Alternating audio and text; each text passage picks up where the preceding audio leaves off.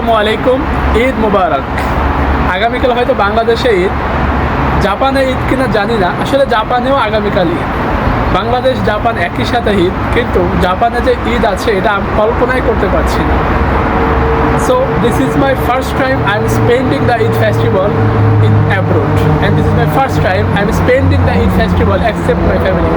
So I am very much unhappy for spending the Eid festival except my family.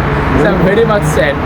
Actually যারা হচ্ছে আপনার মুসলিম country ছাড়া অন্য দেশে থাকে তাদের কাছে ঈদ কি এটা তারা কখনো কল্পনাও করতে পারে না, কিন্তু যারা মুসলিম কান্ট্রিগুলোতে থাকে তাদের কাছে আবার তারা ঈদের আনন্দটা পায়। কিন্তু ফ্যামিলি ছাড়া ঈদ করা যেটা কষ্টের সেটা অবশ্যই তারা অনুভব করে, কিন্তু তারা ঈদের আনন্দটা পায়। কিন্তু মুসলিম কান্ট্রি ছাড়া, যেমন আমি আছি জাপানে, এভাবে ইউরোপে যারা থাকে তারা আসলে ঈদ আসলে কি সেটা তারা কখনো কল্পনাও করতে পারে না।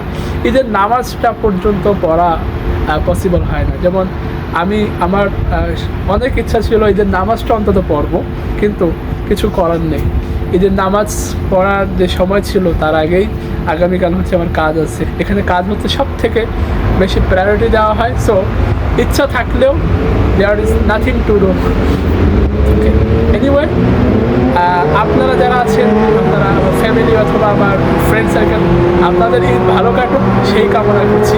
ঈদ মুবারক।